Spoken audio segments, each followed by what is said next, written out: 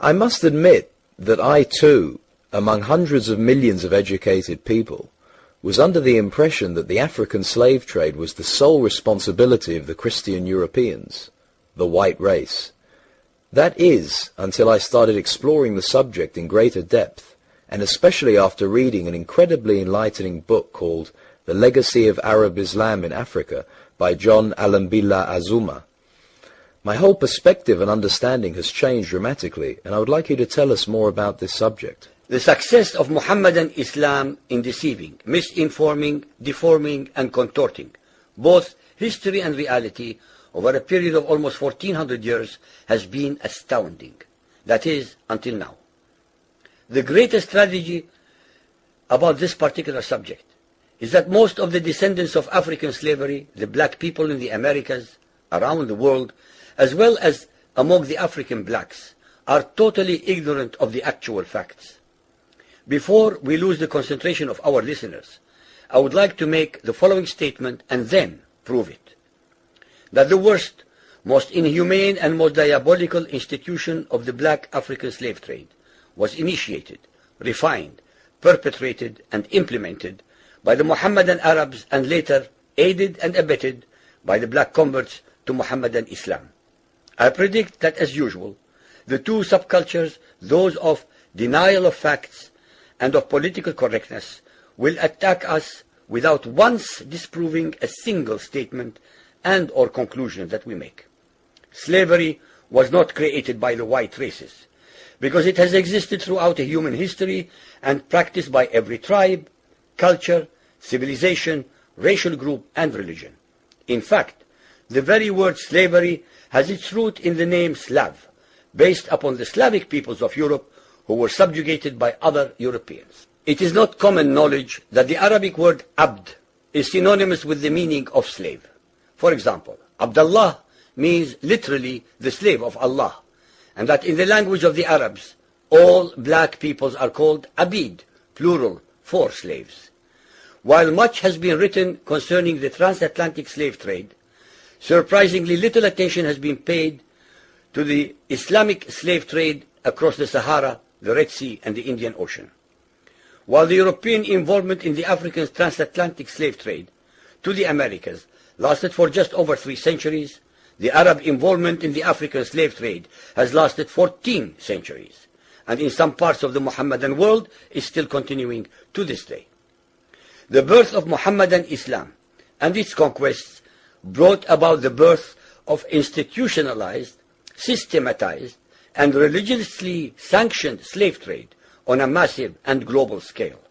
In fact, the Quran allows the taking of slaves as booty or reward for wars of aggression against any and all unbelievers, most of the human population.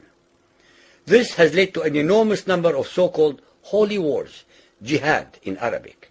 There was and is absolutely nothing holy about these wars, which are primarily to plunder, slaughter, rape, subjugate, and rob other human beings of their wealth, produce, freedom, and dignity.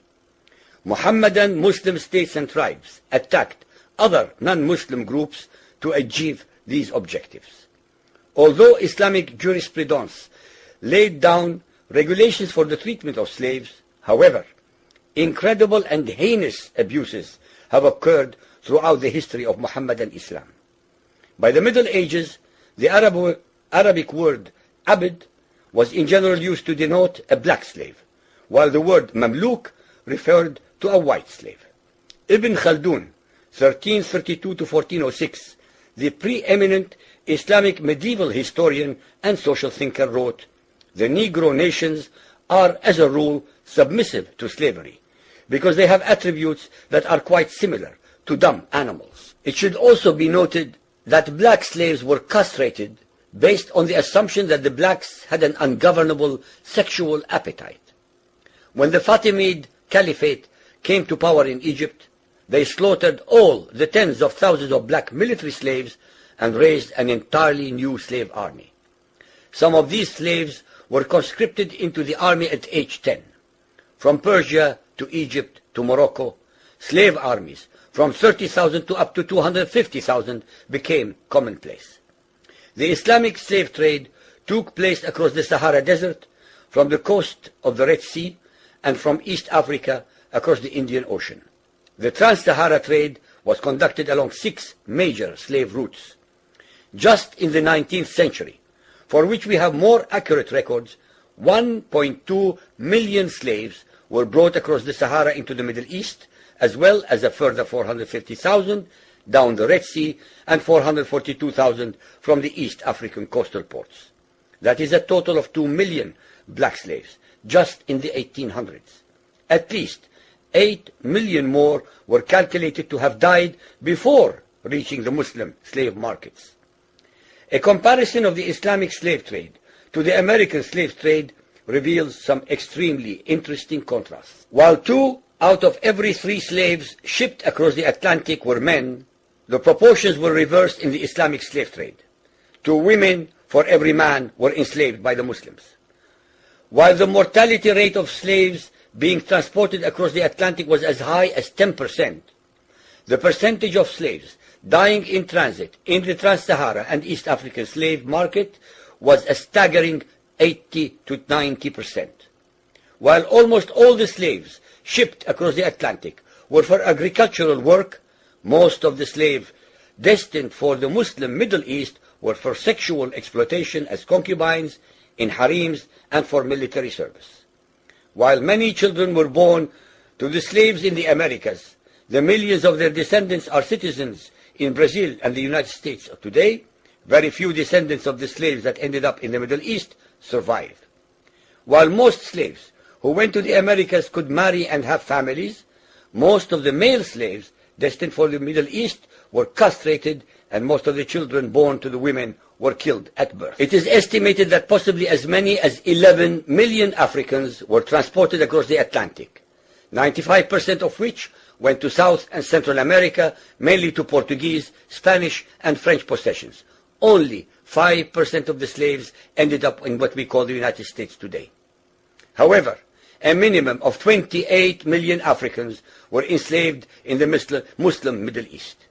Since at least 80% of those captured by Muslim slave traders were calculated to have died before reaching the slave markets, it is believed that the death toll from 1400 years of Arab and Muslim slave raids into Africa could have been as high as 112 millions. When added to the number of those sold in the slave markets, the total number of African victims of the Trans-Saharan and East African slave trade could be significantly higher than 140 million people. What is obscene about this whole subject is the Mohammedan Muslim and Arab culture of denial regarding their complicity in the African slave trade, as well as the ignorance of black Muslims about the reality of their past and present conditions. The statistics and reports above are based upon the logbooks kept at the African slave ports, ship logs, travelers' reports, eyewitness accounts, etc.